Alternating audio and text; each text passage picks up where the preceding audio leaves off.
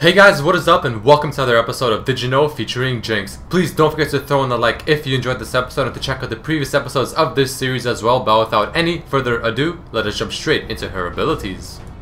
An important thing to remember is that Zap can actually hit invisible targets such as Teemo and will reveal them.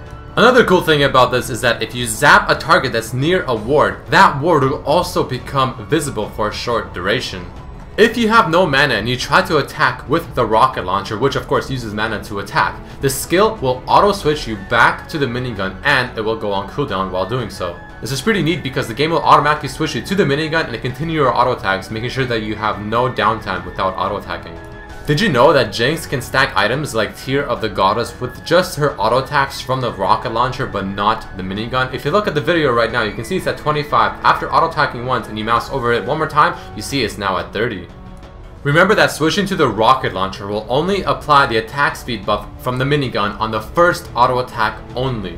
If Jinx's auto attack with the rocket launcher is either blocked by Pantheon, dodged by Jax, parried by Fiora, or blinded by someone like Teemo, the splash damage will still apply.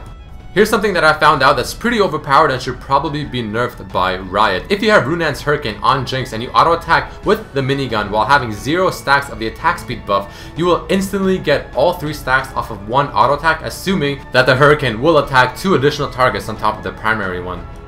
Even though the auto attacks from the rocket launcher seem to resemble spell-like animations, it does not trigger anything such as spell shields.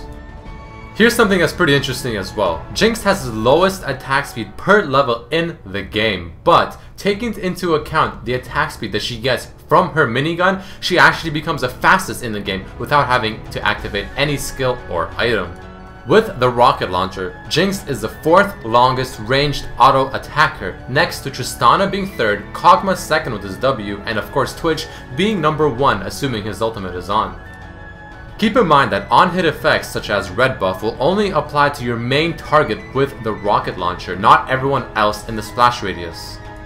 On the contrary, critical damage will apply to all of the targets in the AoE of the rocket launcher.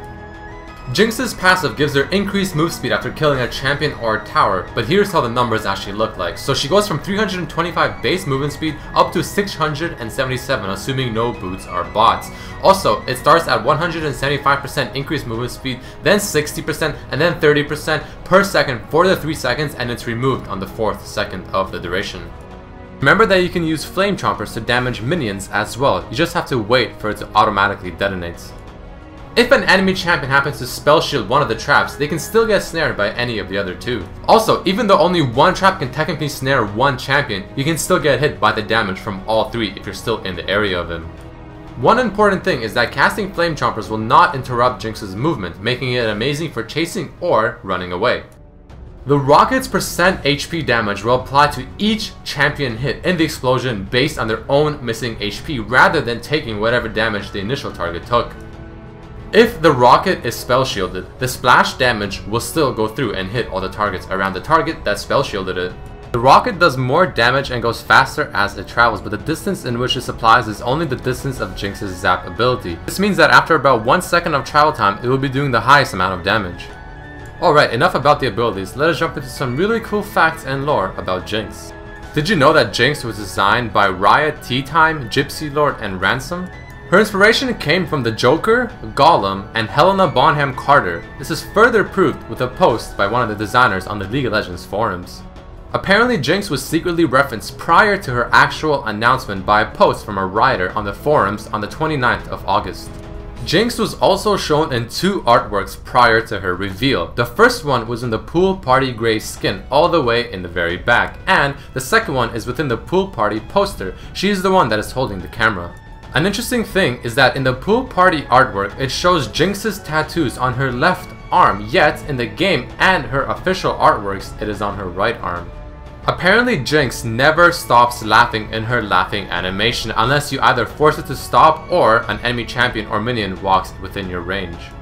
In Jinx's reveal, her wanted poster lists many crimes that she apparently committed, and at the end it states that one of the crimes is her forging official wanted posters, suggesting that this poster was actually created by her as well.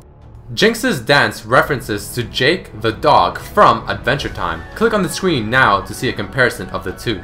Apparently Jinx is from Zon, which is where Singed, Blitz, Mundo, Zag, and many more are from as well.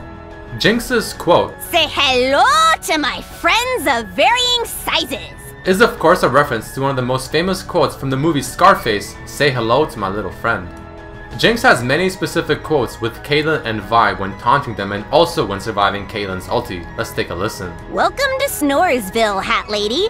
Population, you. But where are your other guns, Hat Lady?" Here are the two when she survives Caitlyn's ultimate. "That really hurt my feelings. That was almost not close at all." And here's the ones with Vi. "You gonna chase me, fat hands?" Vi stands for stupid. "I'm over here, fat hands." Apparently the quotes that Jinx says when firing her ultimate play homage to Worms and their quotes as well. Let's take a listen. "See ya, bye bye. Watch this, catch." Jinx's quote, "She's such a loser, always ready to cry, da, da, da, da," is sung to the same melody as Vi's login theme music. Her other quote, "Let's just behave," said no one ever. references to the popular internet memes such as the one you see on your screen right now. Jinx's background is the same as Vi's, however, hers is after she ruined the place with her crimes and spray painting. In her Mafia artwork, you can see Mafia Twitch and Misfortune, but also something in the background that seems to resemble Urgot. This can be a hint to an upcoming Mafia Urgot skin. You can also see something that resembles TF's blue cards at the bottom of the skin's artwork.